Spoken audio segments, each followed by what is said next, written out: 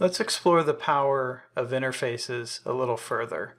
I'm going to extend the ICanPrint interface to have a children property that's completely optional, but for nested objects they can return an array of other items that can be printed.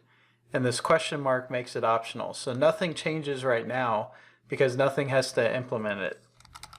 Now let's create a method, print recursive, and it's going to take a type that implements the ICanPrint interface. So whatever we pass into this needs to implement that interface as is. We're going to pass in an item. Then what we're going to do is use our debug delay printing parent, and we'll just call print on that item. And we know it has that method because it implements the interface. Now for the optional property,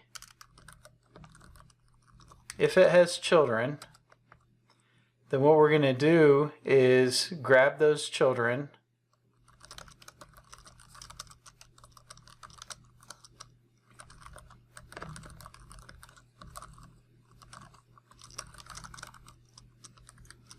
and for each child we're going to recursively call print recursive with that item. So this is a very generic strategy for ICanPrint. Now we'll come down and make a couple tweaks. We'll keep the contact the same.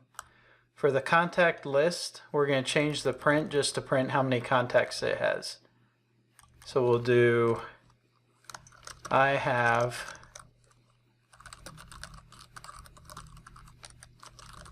contacts. That's all its print function will do. But we're going to go ahead and implement that optional method.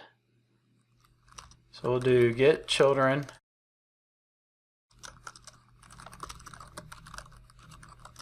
and that'll return the contacts.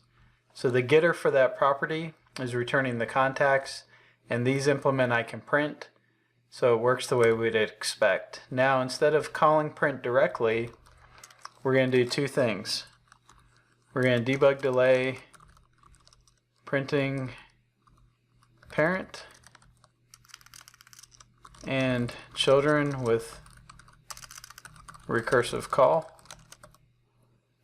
and print recursive on the Rolodex. Let's go ahead and compile that.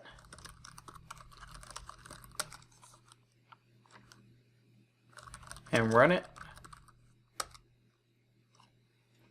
There we go, printing parent and children with recursive call, printing parents. I have two contacts, printing parent, printing parent.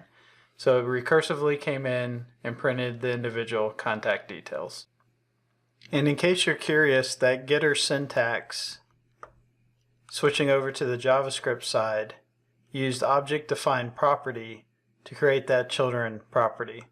In recent versions of JavaScript, this gets simplified. We'll see that in a later episode.